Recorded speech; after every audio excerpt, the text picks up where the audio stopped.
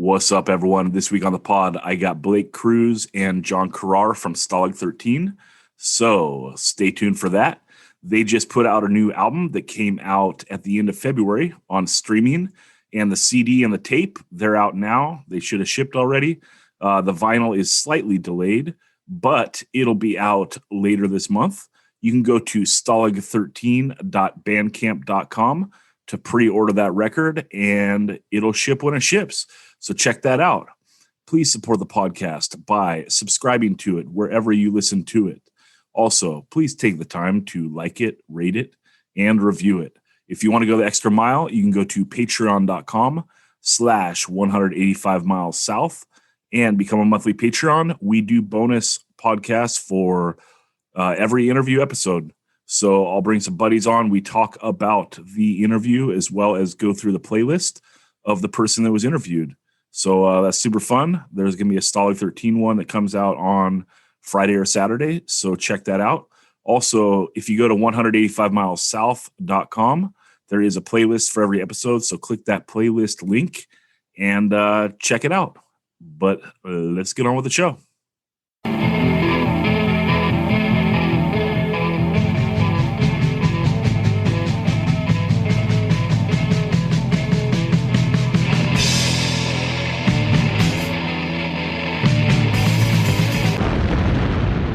"185 Miles South", a hardcore punk rock podcast.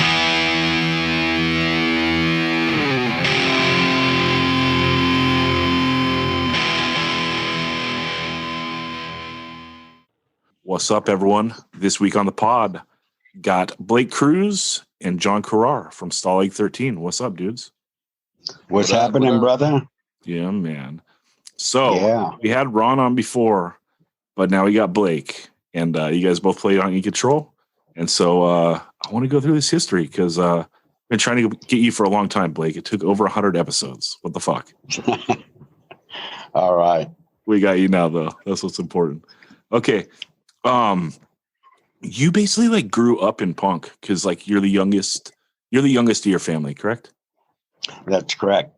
Right. And so like they're into it. So did you ever like know anything else, or like since your early memories has like punk always surrounded you? Well, when I was growing up, though, my mom played music too. And she kind of hung out with like Frank Zappa and that crew and Bob Dylan, going up to the Onion Dome out there in Zuma. So always been around music. And but when I got into punk rock, it was I was probably about 13 and somewhere in there. And so basically, from a young age up until about 10, 11, just had music around me all the time. And then, growing up on Silver Strand, that's where Aggression was at, and kind of growing up with that, that's how I was kind of introduced to the punk rock scene. I was really young. What are some of your early memories of seeing the Aggression guys? Well, we all lived on a street called Cahuenga. Mark Hickey had one house and had the half pipe in the back. The very next house next to it was Big Bob's house. And then my family had the house over from that. So we were just literally, all right there. And, watching those guys practice and all that stuff. But my sister dated Henry.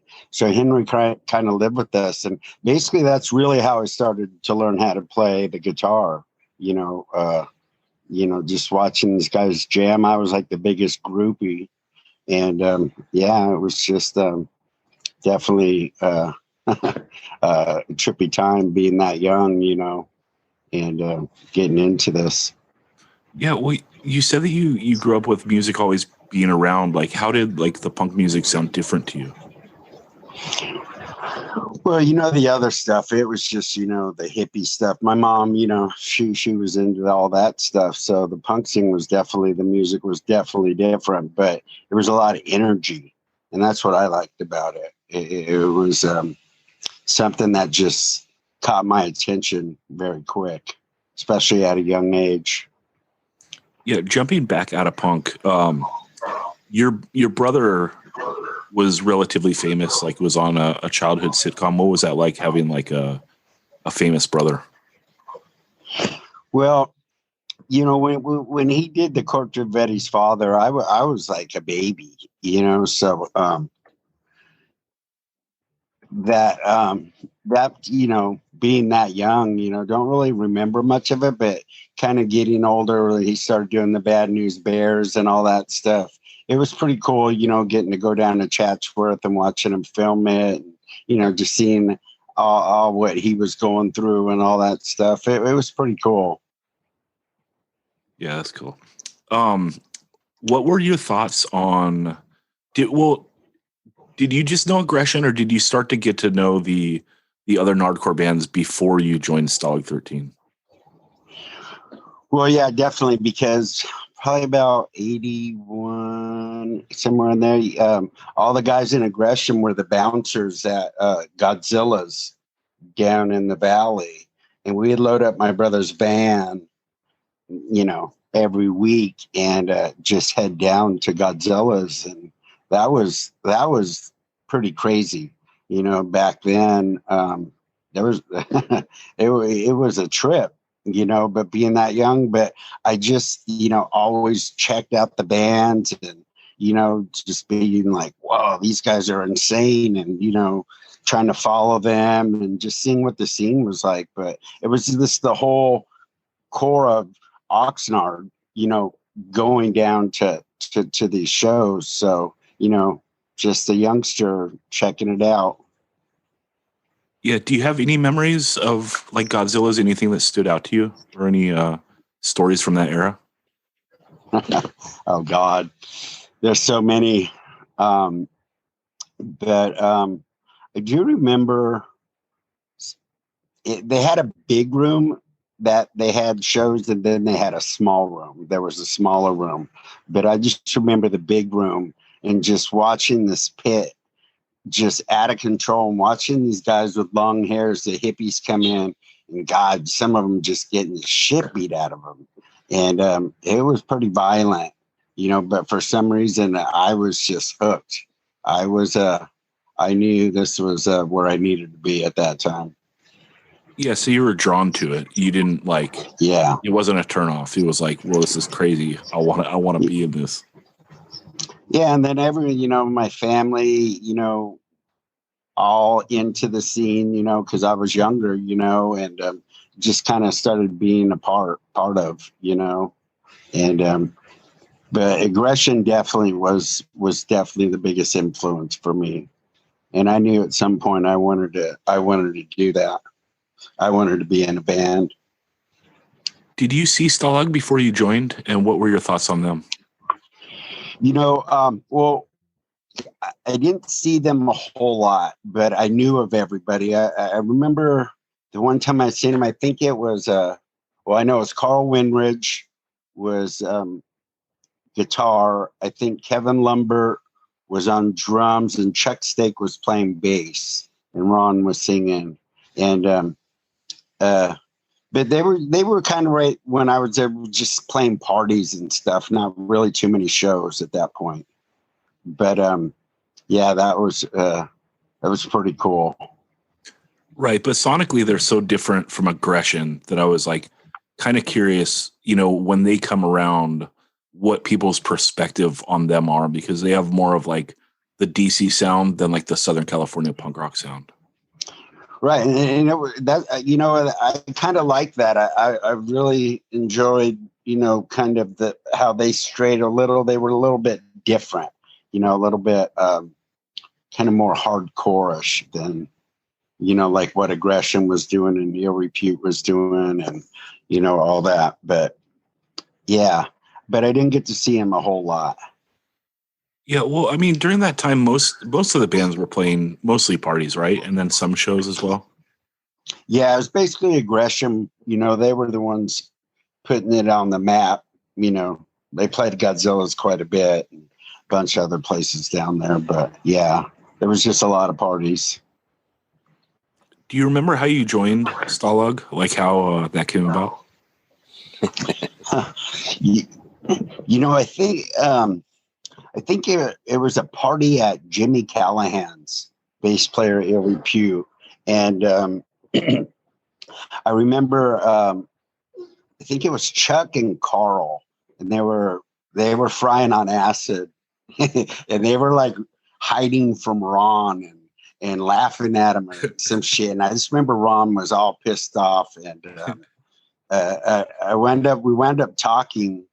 And he's like, yeah, fuck those dudes, man. I'm done with them. I ain't doing this shit no more. And I said, hey, well, I play guitar.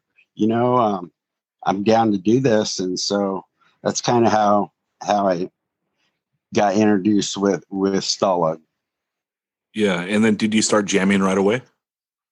We did. We wound up grabbing this guy, Ricky Bowersock, and he was playing bass. And I think Kevin Lumbert was still on the drums.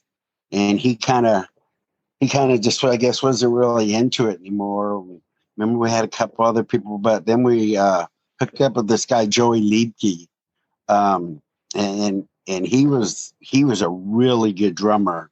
And it kind of gave it a whole new feel from what I was hearing, what they had did, before, and it kind of took it up a little notch. And from there, we just started writing some songs, and we went through a few different members. I think this guy Ben played bass for a while. I think that was his name, from Ventura, and a couple other drummers, and then remember talking with John Morris and, saying, hey, I think Ricky Bowersock's done. He kind of, had some things he was going through, and John kind of cruised in. And I think he brought along Dave, the Spiderheads back then. And then I think that's when we got Harry Meisenhower from False Confessions. And that was a pretty solid lineup right there. And that's kind of where the writing of In Control all started happening, and more shows, and started getting a little bit of, notoriety, with all that. But it was pretty good. That's where the lineup came through. Yeah, let's talk about writing In Control a little bit, just because sonically it's a lot. It's not a lot different than the demo, but it's definitely more honed in. Like, you go from kind of being like a scissor beat hardcore band to like just doing a straight fast beat. The songs are way more honed in and just a lot better. Like the demo is it's cool, but it's kind of generic-y hardcore, where the In Control LP is, a hardcore masterpiece. Yeah. I know Carl and Chuck wrote most of that stuff on that demo. And it was more just straight, kind of fast and trashy to me. And for me, I had been, playing with Henry, for a while, learning some stuff and watching his writing skills. So my writing was a little bit different. But before, the first punk band I was in was called Flim. And that was with Jimmy Callahan. We started that band. We had like 3 songs. We played a couple parties, and that was like when I first started writing a couple of these songs. And from there, I just started honing in, and kind of had a feeling of what I wanted to do. And hooking up with Ron was just, that was just something that it was meant to be, I think, because In Control turned out pretty good. Yeah. Did that first band do a demo at all? Did you record? Oh, no, we just played a couple parties. Okay. Very good. Yeah. What do you remember about, like, if anything? I mean, it's so long ago. I apologize if I ask things that are a little too dialed in, but like, do you remember like playing Condition for the first time and just being like, oh my God, what do we have here? Like, this is something special. Well, before In Control had come out, we had Condition, and that was with Joey Liebke and Ricky Bowersock. and those guys. So we had played it a few times, but we were just starting to get on, I think, on the radar, of like, hey, whoa, look at Stalag 15. This band's coming out there pretty good. They're energetic.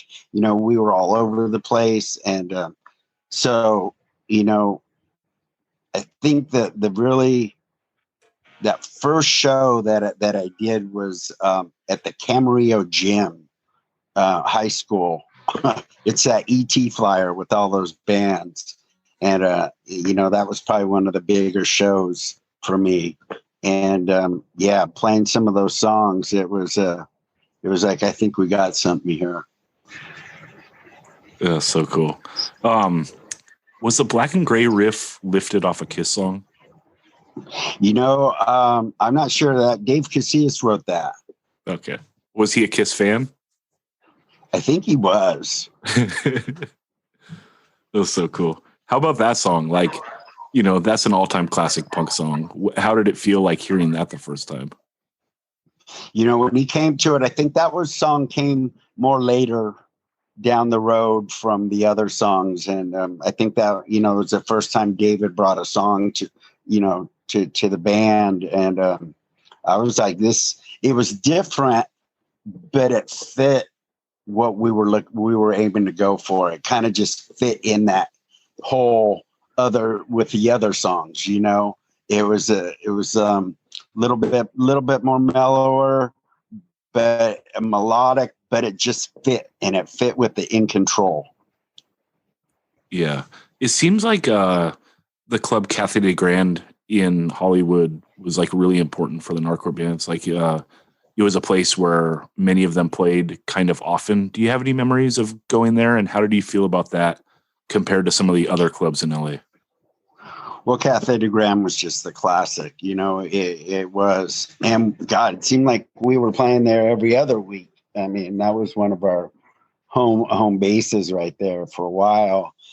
Just a cool little club. But for me, I love those clubs. Even to this day, I prefer playing those little clubs over some festival or some big ass show. That's where it's at for me, because the intimacy of it, you feel it. Because that's what I liked when I was there. I remember we went and see Minor Threat. Me and Ronnie took a road trip up to San Francisco, and we hooked up with Minor Threat in 7 seconds, and they played this place called, I think it was a Tool and Die, and it was super. It was about the size of my living room, and I was just, oh my God, this is it. You feel it. You feel the energy. You're right there with it, and that's what it's all about. And that's what the cafe reminded me of, because people were just right up in your face, and those are the best right there. What was it like seeing Minor Threat back then? Did you like watch them and you're just like, okay, this is the greatest band ever? Exactly. Even to this day, I would say that they're the best band ever. It was intense. Ian MacKay's intense. That you feel that energy when they play, and you feel what he's singing about. You can, and yeah, it was very, very inspirational. And that's, I think that's kind of what, inspired Stalag, to be that, I remember for a while there, I thought Ron was Ian MacKay. Yeah. You record In Control in like a pretty professional studio, and you have a pretty high budget for it from Upstart. What do you remember about that experience? Well, for me, that recording this record was my first recording ever. And so, but right before we recorded with George Newberry out there at Skip Sailor, Ron was seeing a dear friend of mine, Davey, and her dad had this studio in, I think it was called Orange. I know it was in Orange County, but I think that's what the name of the studio was. And we went there for, I think, a day, and we tracked some stuff. But this studio was, it was funny. There was like broken windows, and you could hear dogs. And it was just a trip. But that's where we recorded some of it. We started to record. And so that was like my first experience in this. It was just this trippy little place. And I think George Newberry, came and said, talked to Ron into maybe this isn't the best spot, and he had somewhere where we could go, and we were excited about that. So when we did make it over to Skip Sailor, it was a whole different ballgame. It was a whole different league. This was like, a professional studio. And I was excited. I was excited to record there. I was excited to be on that record label too, because majority of the Nardcore bands had gone to Mystic, and we were doing something different. I thought our music was starting to be a little bit different. We were on a different little label. They just did Red Scare, and that was amazing. And so it was an experience. It was super cool to actually be in a studio with a drum room and all these different rooms and watch them mix it down. It was good, and it turned out good. Yeah, it came out amazing. They also did the Circle 1 LP, Upstart. That's right. Yeah, that's kind of a random question I have. It seems like the Circle 1 dudes and the Ill Repute guys got along really well. And do you think that like getting along with them kind of helped from the Nardcore guys like not being victimized by any of the punk gangs, or like not feeling like the need to join something like that? Well, I was very close with John. He was a big influence on me too. And I used to go down to Pico Rivera, and I'd go down there for the weekends. And there was another guy named Vince and Mike Vallejo, and I'd go stay at these guys' house and and seeing what they were all about and his movement and all that. But it definitely helped, because there was a lot of shit, and we all became tight, and good music was coming, and we all stuck together. And but yeah, that was a pretty big part of my journey through this too, was with those guys. Yeah. So when In Control comes out, how do you feel about the final product? Like, are you super stoked on it? I was. I thought we did a good job. I just the studio, the quality of it. If I'm not mistaken, I remember we tracked everything, and Ronnie did his vocals, and he didn't nail it. It seemed like it was weak. It was kind of singing a little bit. And remember, we talked a little bit about it, and went back and tracked it, and it got, you could feel it more. You could feel the energy a little bit more. And once he did that, then I knew that the product was good, that we made a good LP. I call it an LP. It's on 12-inch. Yeah. It has more than 5 songs. It's LP. Right. Okay. But yeah, 12-inch EP, I think, at the time, to be technical. But I never understood that carve out. Like, oh, you want to sell your LP for less money? What the fuck? Right. It's weird. Do you see the popularity of the band go significantly up after the LP, or is it all pretty steady? Well, we kind of backtracking a little bit before In Control is we were playing a lot of shows, but we were also, doing a lot of self-promotion. We had the stickers, the flyers, the merch, the shirts, and we were everywhere. We were plugging that. We were starting to get some shows, and, got right up in Flipside. But I think our stage show was a lot to do with it too. We were energetic. We put on a show too. And then, people started like taking it serious, like, hey, these guys are good. And then In Control came out, and that's, bam. Okay, they got the stage presence. They got this album that just came out, and things just started taking off from there. But we put some work into it to get there. Yeah, right after In Control, you go in and you do the 2 songs for the Nardcore comp. What was the difference recording at Mystic compared to recording In Control? Oh, big difference. I guess you pay what you get, right? Yeah, for sure. It was definitely different. And I think we did that song "Do It Right," and Ronnie's rapping, and it was different. Yeah, how do you think that holds up now? It was just, it was part of that time, so Yeah, you it's part of the just go time. with Like, what. yeah, because like Youth Brigade has a rappy part, right on Yeah. the Men in Blue. Yeah. Well, I'll tell you how that kind of came about. This is kind of funny.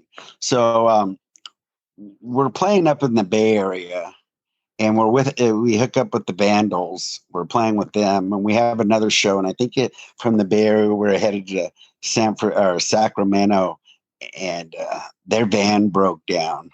So we piled their band into our van. So we had both bands crammed up in this van. Now you got to remember, I'm only 14 and I'm driving. I drove everywhere on tour with no license. And we get pulled over, and the cops come to the van, and he asked for the license. I said, "Oh, I don't have one." And so he goes around the side and he opens up the slider door, and there is the Vandals and Stalag 13. Now, Steve-O has all this makeup on his face.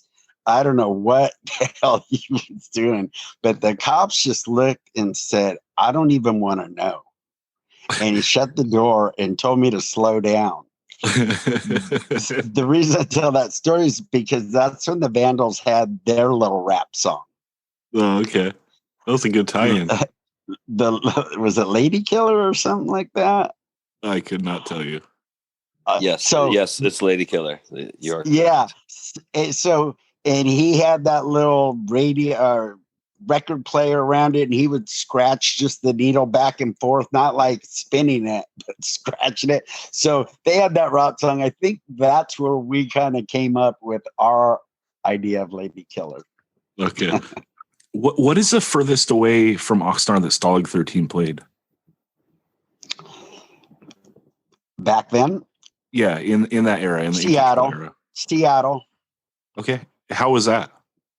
That was amazing. That was really fun. I think we played with the Necros, and God, I can't remember who else we played. I do remember they had like these matinee show. They had a matinee show for the kiddies, and then they had a night show for everybody.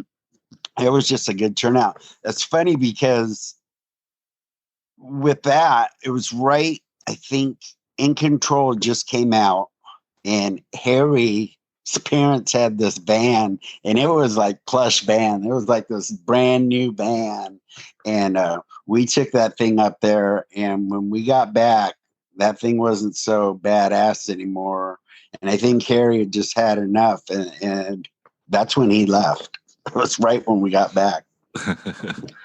Yeah. How do you leave the band? Because you don't play on the heavy metal demo, right? You leave before. No.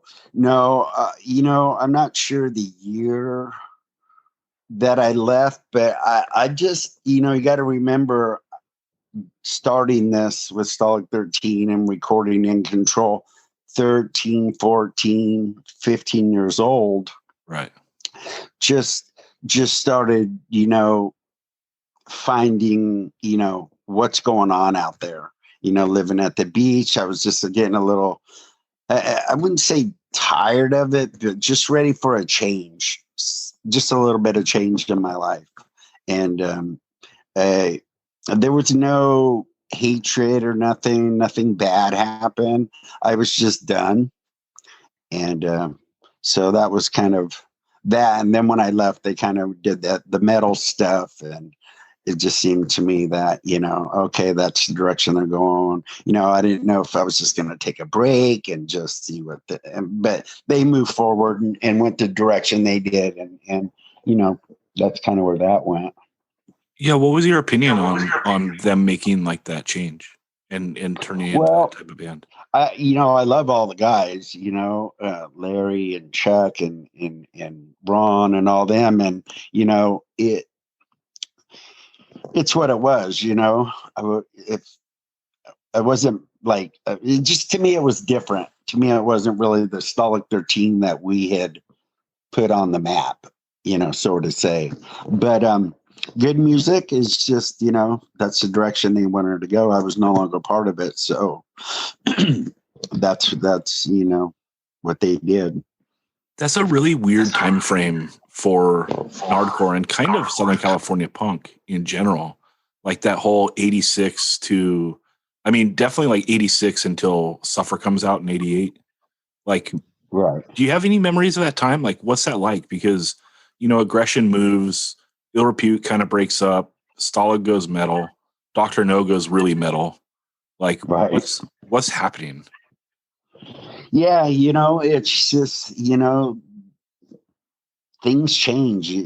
Music scene goes through what it goes through, but it was just so different of those years compared to the early 80s and, and all that when everyone was doing their thing. And, I kind of fizzled out for a little bit. I kept playing music, I joined a band with my brother out here on the beach and was doing a little bit of reggae and ska punk band, and it was pretty successful, and I did that for a while. And just we should say that, Blake. It's the Ska Daddies, right?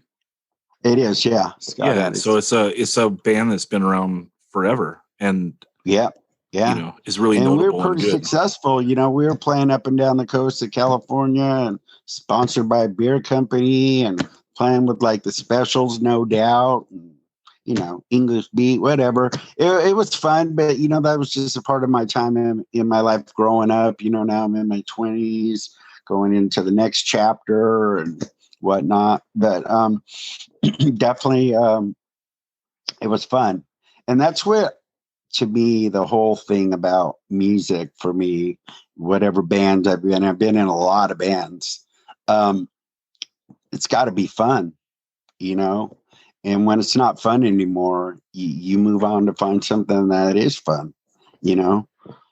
I don't ever want to think it's like a job, and this is, I know some bands, that's what they do, MDC and other bands that just tour, and that's just it. And sometimes for me, it's a little much. And when things, not every day is good doing that, but when it's not to be fun, because I've gone through periods of that with Stalag 13 where it wasn't fun and, about ready to leave again. Yeah, I feel you. The tour life is not a life for me either. Yeah. Let's talk about getting Stalag back together in the 90s. So this happens in the 95, 96 era. You drop the 13 off the name. You get Joey Libke back, you've referred to before. And so what happened with that was I was, I think I had left the Ska Daddies and I started another band called No Regrets. Kind of the same thing, just a couple of guys from Ska Daddies. We did a little spinoff. And at that point, I had been doing it for a long time, and it was starting to get not fun anymore. And just, looking to see what was going to be next. And actually, Joey Liebke had reached out to me and said, hey, I think we should do a project, because then Stalag 13 hadn't been doing anything at all. I think the metal was done, everything was done. And he had some guys from LA, John D'Amico I think he lives right there in Hollywood, right there in Sunset, guy Chuck Procat, and this cat, Rob McNulty, on vocals. And he was like, dude, we should bring this back. And he presented me with it, and he's like, I have some money to back this thing. He's all, we'll go into Paramount Studios, which is, one of the best studios in Hollywood or in LA, wherever. And so I said, why not? Let's do it. And so we started writing, and, I started writing more songs. And but there was no way I was going to call it Stalag 13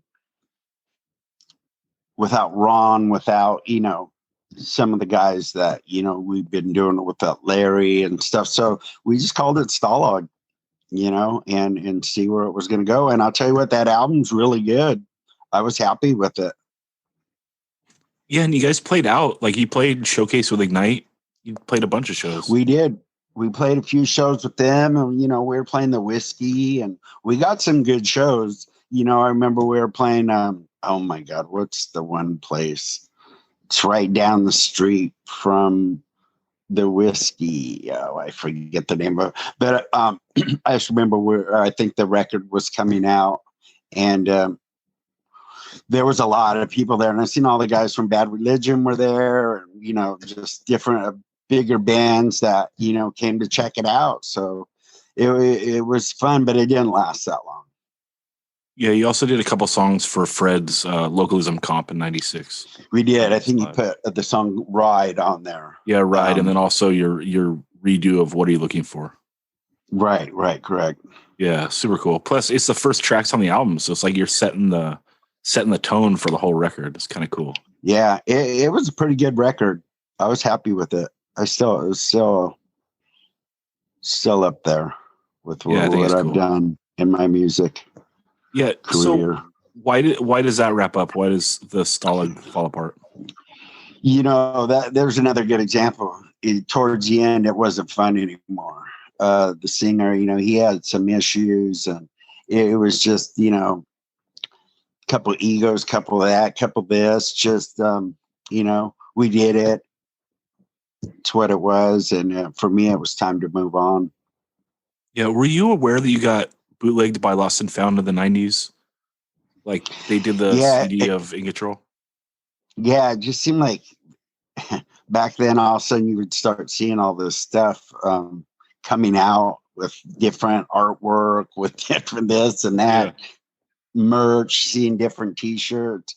And to me, I don't know. I never, even to this day, I'm not into it for the money. Money's great, whatever, but I'm not, someone does it, I don't think they're getting rich. If it helps them out, it helps them out. People enjoy it, I'm a fan of fans. That's the only reason why I keep doing this, for the young generation, from the generation that was there. I think John C over here, he sent me a picture. There was one bootleg from Iraq. So, yeah, that's 7-inch. But it's what it is. The 7-inch of In Control or the 7-inch of the demo? There's two. The In Control.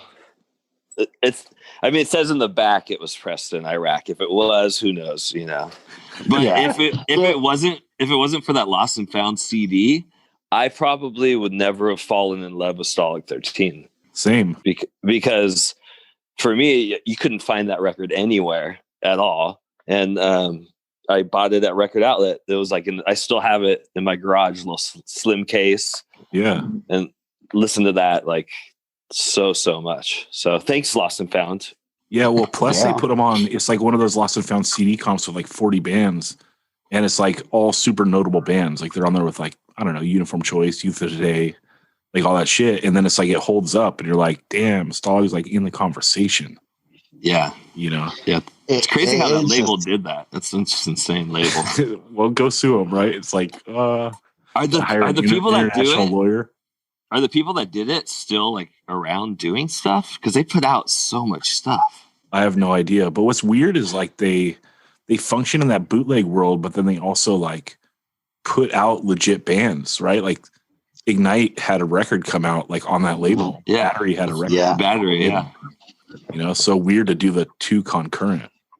But it helped like those bands go and be able to tour Europe. Oh yeah. Yeah, definitely. Kept the name alive, Yeah, for sure. So talking about In Control being so hard to get, it gets repressed by Dr. Strange in the year 2002, and that goes along with you doing a reunion with Ron and playing a bunch of shows in that time frame. Blake, what do you remember about that time frame? Oh man, so that's a funny one. Well, I don't usually open up too much about this part, but a couple of years before that, the drinking had just caught up with me bad. I received severe nerve damage from drinking, and what had happened was I lost all, like, I couldn't walk. Basically, they thought I had cerebral palsy at first.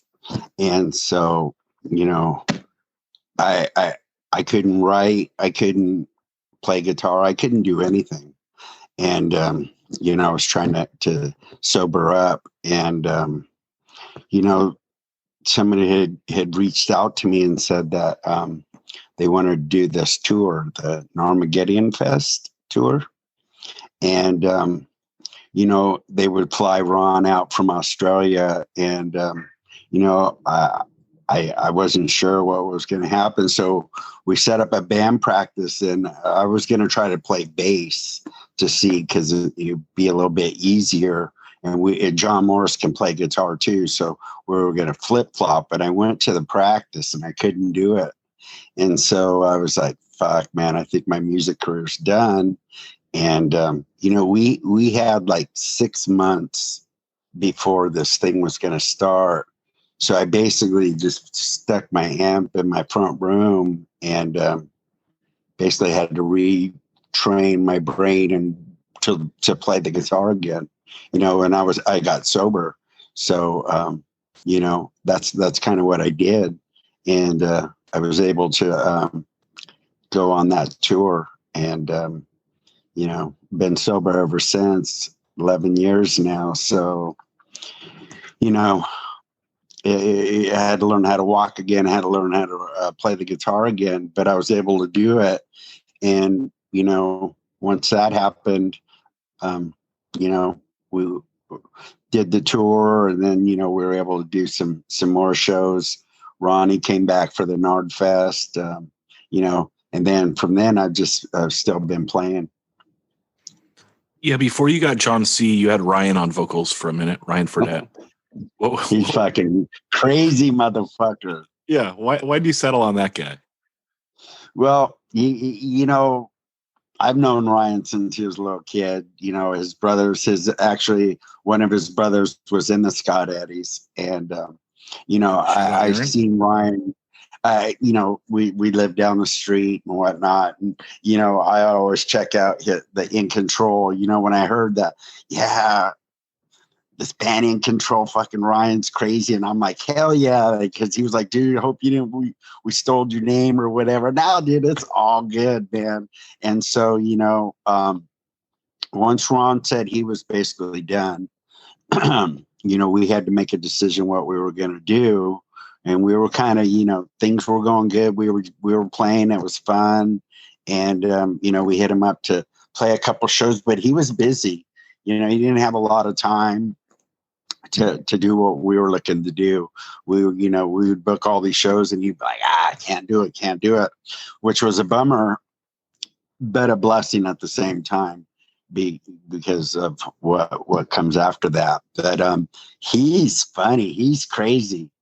I love Ryan. So it was a blast to play some of these shows with him. And I think he enjoyed it as well. You know, like, oh, shit, I'm singing for Stalag 13. And yeah, he's a great front man for any band that he's performing with. But yeah, he just didn't have the time.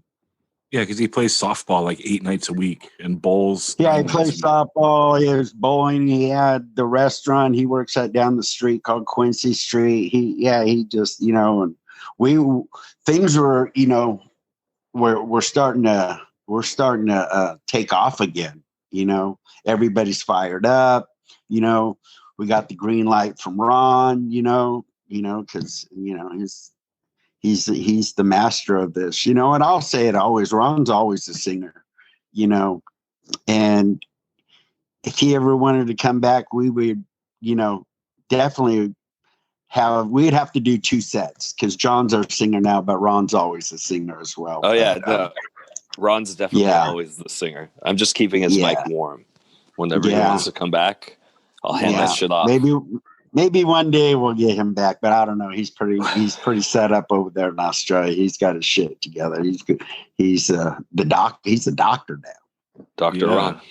Yeah. Dr. Baird. I love that guy. Well, I did see you guys with Ryan scene. I think you played one of the Nard Fests with him, and then also I saw you in San Diego, and that was the night that I met Doug Moody. Oh God. Because Doug Moody came to your San Diego I show. remember. That's right. He was there. Yep. Oh my God. I do remember that now. We were all laughing because we stayed in the hotel, I think right across the street or somewhere close. And we were all laughing like, what the heck? Fucking Doug Moody. They're like, you want to stay here for the night? This is by the hour, bro. But yeah, Doug Moody that was great. He showed up in like a full tracksuit. I was like, oh, what's up? Yeah, it was bizarre. It was so bizarre. And I remember Larry was like clowning him or something. Yeah. So I didn't really have any history with him, me personally, but I'd known what everyone else knows. So Right. So let's talk about getting John. What was the internal discussion of the band like, thinking about who to get, and why do you land on him? Well, we had this show coming up in Rock City in Camarillo. And I don't remember. I don't think Ryan couldn't do it. And so I came up with this idea about let's just get a bunch of the guys from the other Nardcore bands to all sing a couple songs. So we did. We had John Faneuf and Tony Cortez, the Repute guys. We had Brady from Last Priority. And I didn't really know. I knew of John C., but I didn't really know him personally that good. We just kind of went to see each other, hey, this and that. But we had asked John too. And so we did this practice at Larry's house, and everybody showed up and they picked the songs they were going to sing. John couldn't make the practice. And then so the night of the show, everybody kind of, they did their songs. And then I seen John on the side of the stage, and he's like, hands up, he still want me to do these songs. And we're like, in my mind, I was like, oh man, this dude didn't even show up practice. And he's all, I got this. And we played the songs, and he's all, do you want to play this one? I know this one. But just right when he sang, me and Larry looked at each other, and we are like, what the fuck? We were like, this is it. But we weren't sure if he, commitment to this, would he be down? Because I know he played in a bunch of bands. And after that night, me and Larry had talked on the phone. I said, dude, there's a singer right there. And so we approached him and asked him, if he wanted to sing with us. And shit, how many years has it been, John? It was a while ago. I don't know, 7 years maybe now. You've been with us 7 years now. Maybe. Yeah. So what a great asset to the band. And we couldn't have got any luckier. And I'll be honest, if that probably didn't happen that night, I don't think we would have kept going, tell you the truth. Because we just didn't think anybody else just didn't seem to fit. And I don't think we were about out to go audition people. That just fell into our lap. John came, and it was a blessing, and it all worked out. John, what are your memories of that night? And also, what was more important than going to Stalag practice? Well, I think it was Tony Cortez who called me and was like, told me what was going on, and like they want people to sing a couple songs, and like he was like, you should sing, and then he was also like, you should sing for Stalag because I think they're looking for a new singer. I'm like, really? And I thought about it, and initial thoughts were like, there's no way I could be the singer of Stalag. That's, but then I kept thinking about it. I'm like, well, if it was drums, I'd be like, all right, I could play drums for Stalag and not think twice about it. And then it was also like, I'm like, oh, I could, this is my pitch. This is like my range of singing. I'm not like the best singer, but I could sing this. And I started thinking like, I would hate to see someone else do it. Like it was rad seeing Ryan because he's like a madman, and he's not even singing. He's just jumping in the crowd, going crazy, like going insane, which is awesome. And but I'm like, I want to do this. And so I don't even think I knew about the practice, to be honest. If I did, I would have totally made it, unless it was at a time I just had to work, which I can't really remember. But, I practiced on my own. And I knew the songs already, so I was like super stoked, and I didn't want to fuck it up, And And I think we called and talked on the phone afterwards, and I was just like, "Hey, if you guys want a singer, I'm totally down." So that's what happened. And here we are 7 years later, went to Europe, went to Japan, played a bunch of rad shows. And like I said before, I am just keeping Ron's mic warm. If he ever wants to come back, bam. And if we want to play new songs with me, that'd be cool too. But like, I'm just stoked to be in the band, and I finally get to be in an 80s punk band. Yeah, you do the Over the Edge CD. That's for one of the tours, right? The Europe tour or the Japan tour? That was for the Europe. We were supposed to put out like a split LP, I think, with No. And something happened where it just wasn't going to work out in time. And so we kind of recorded it really quickly. And some CDs were made, and we brought them when we went out there. And then that was about it with that. You know? Yeah, you kind of considered it a non-release. Yeah. Yeah, it's kind of more like a demo. If you know what I mean? Like, it sounded more like demo-ish. And like, so we didn't really want to put it out, I think, Blake, right? I don't know. Yeah. And well, it happened so fast too. Mm-hmm. But you know, like really quick. And so we did it, and then, you know, like you said, we were gonna maybe try to do the split. So we were like, okay, maybe we'll just press this, just I think 100 or 200, whatever we did. And we were only going to take him to Europe. And then that was it. And then we were going to come back and try to finish it and put more songs on it. Yeah. And so that was kind of the plan of where it was at. And then, you know, so we took what we had over there, and that's basically the only place you'll be able to get them. If whatever's out there is out there, then we came back and, you know, started writing some new stuff. Well, that's, you know, the whole Corona thing kind of happened. And that's kind of the start of Fill in the Silence album. Right. Yeah. Well, before we get there, let's, what are your memories of the European tour or the Japan tour, or both?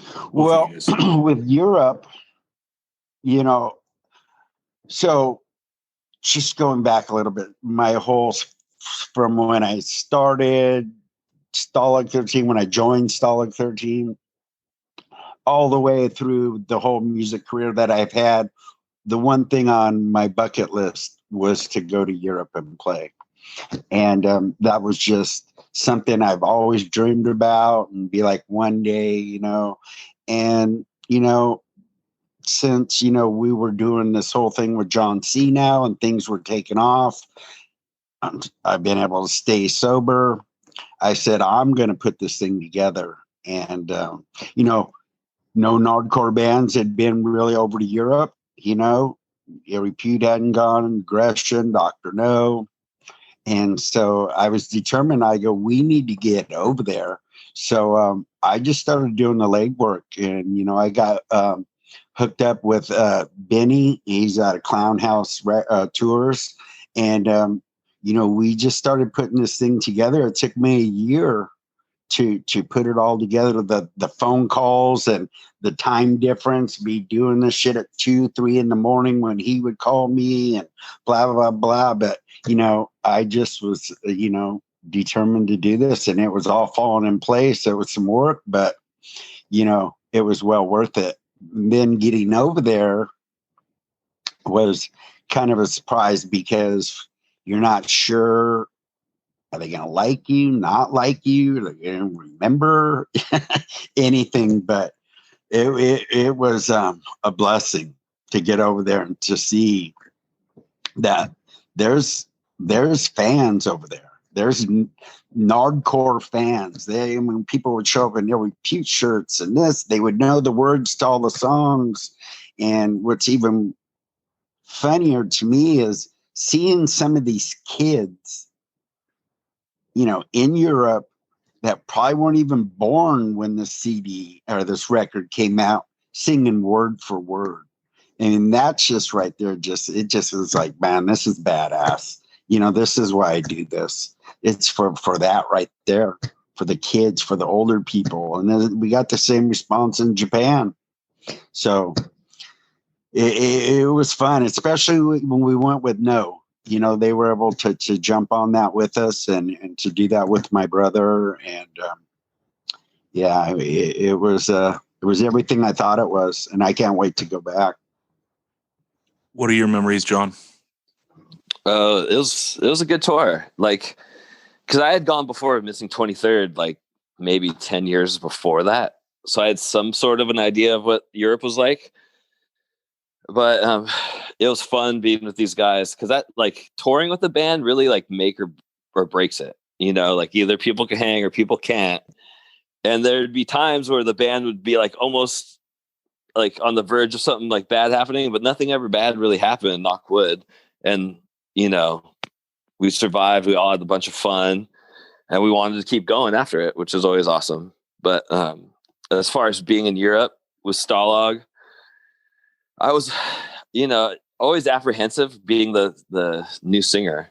And so, like, I would play shows, or we'd play, and, you know, you're talking to people and they're like, so who else is original besides you in the band? And I'd be like, well, I'm not the original guy. And so it'd be some fun conversations like that. But for the most part, everyone was really cool and super stoked to, like, finally see this band, you know, that they never thought they would ever see. Yeah, super cool. And I hope I bring it justice, you know? Yeah. Talk about that a little bit, like that pressure that you feel as being like not the original singer. It's weird, a little bit, but, you know, I just work through it, and I just keep telling myself, if it was drums, I wouldn't care. If it was drums, I wouldn't care. I'd play drums and not even think about it. So I'm just singing. We got the green light, and I tried to just, you know, I hope that people come, and if they close their eyes, they're here and they're like, oh yeah, this is Stalag 13, you know? And I think they kind of get that. And I think most of the shows are really fun. Yeah. One of the things about the Over the Edge CD though, is we did pluck I Don't Need It from it. Cause I was like, God, you guys revamped this. I Don't Need It as a demo song. I think it got re-released as bonus tracks at the end of the Doctor Strange CD. Yeah, it did. Mm-hmm. Yeah. Right. But it's like what you guys did with it on the Over the Edge CD was like so rad.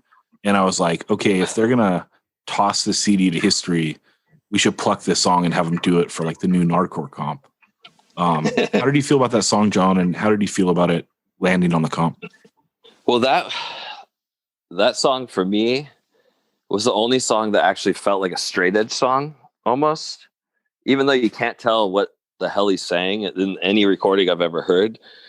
So that's a song I kind of rewrote lyrics because I couldn't tell what he was saying, even though I think it was kind of a straight edge song. And I made it more about a song about like not needing shitty people in your life, that, you know, that shitty people, you don't need them in your life. So that's kind of what that song's about now to me.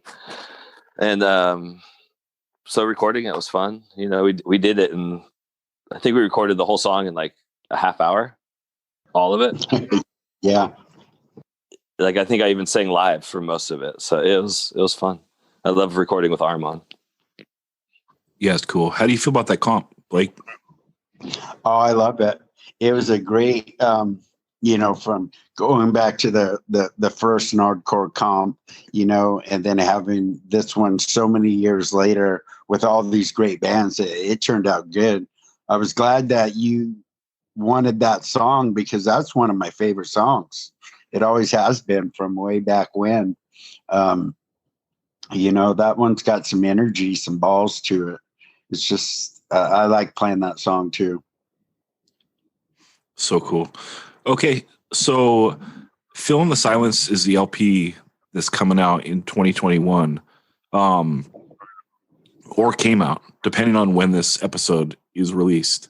Let's talk about going into this album. How did the writing process go? And Blake, what kind of pressure do you feel on this album, given that it's like the first one with a Stalag 13 on it, you know, or, you know, I guess let's go back one more time.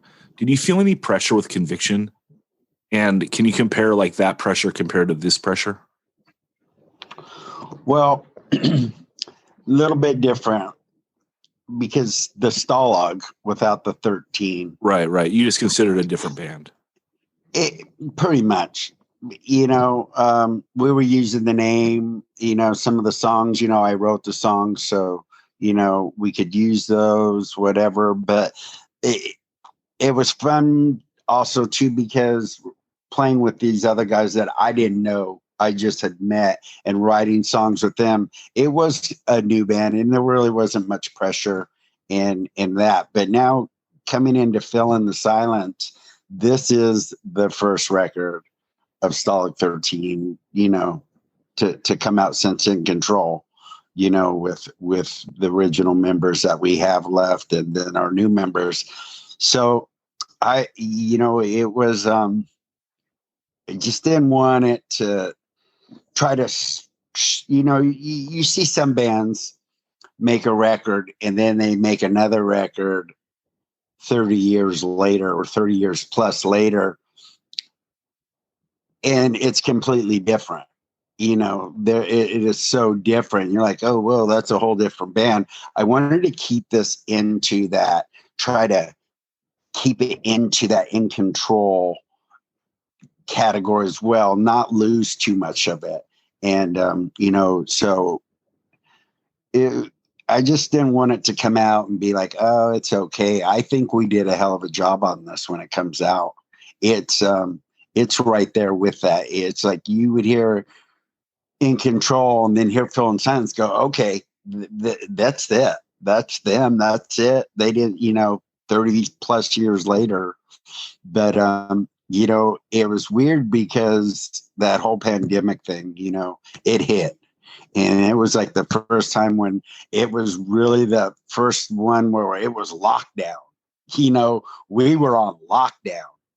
And, it was funny because I live alone and I was single, and, it was a little lonely, boring, whatever, just being in this house by myself. I even hit up my friend. I like rented this puppy, like a 7-month-old little French bulldog, to get some kind of company. But that didn't work out, man. That was like having a brand new baby. So I gave that dog back, and I said, okay, it's time to write a new record. And I said, I need to fill in the silence.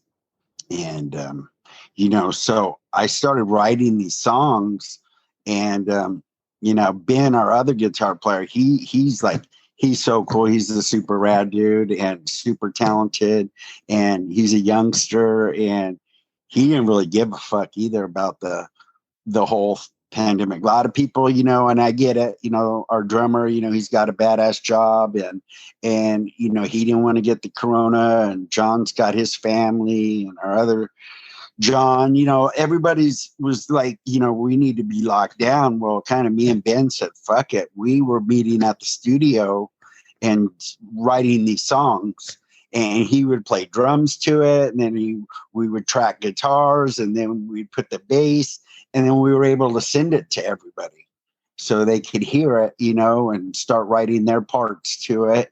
And that's kind of how this record came about. And I would just told John, hey, here's this song, man. Why don't you see if you can come up with something to fill in the silence? It just made sense right there. And then everything else started changing besides the pandemic. You got the Black Lives Matter.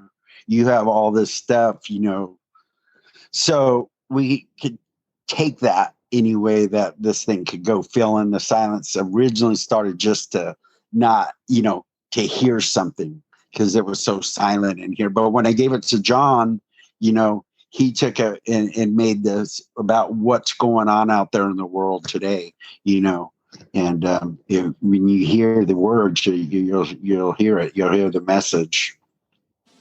Yeah, John, talk about some of the writing process for this record. Well, at first, like way before this, like we talked about recording, and I was always kind of hesitant. And Blake's really good at like pumping you up. He's a very good motivator. And I was like, nah, dude, we could do it. We could write a new record. It's fine. And so he built me up and then started sending me songs, and I just started writing lyrics. I'd just sit in my garage and yell into my phone until I liked something, and then I'd send it to them and go, "How's this sound?" And we'd go back and forth, and then, I think some, like, how many new songs? There's like 5 new songs on it. Yeah, something like that.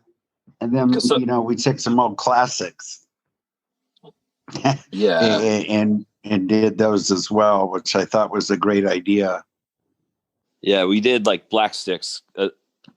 Mainly what was going on, especially at that time, we're like, let's do Black Sticks. And Larry is always pretty hyped to record any old song because he was on In Control in his picture, but that's not him playing drums on the recording. So I know he always wants to record some stuff. So it's cool. And we kind of changed it up because I guess live, before I was in the band, they would do this thing, this instrumental break, and Ron would do some sort of like kind of speech thing with whatever's going on at the time. And so he was actually going to write something for it. And we sent it to him. And with the Corona lockdown down there, it was he couldn't get to a studio. He couldn't do it. And so then I wrote something for that part. And I don't know. I kind of approached writing the lyrics a little differently because in the aspect that I wanted to somewhat sound like Stalag 13. So I don't know. Hopefully I did a good job. I like the songs. I think it came out really good. Yeah, let's finish on overall thoughts of the record. And Blake, let's go to you. Well, for me, I think this is one of the best records that I've written and been a part of with these guys. I just didn't write them. We all did write them, but I think it's good.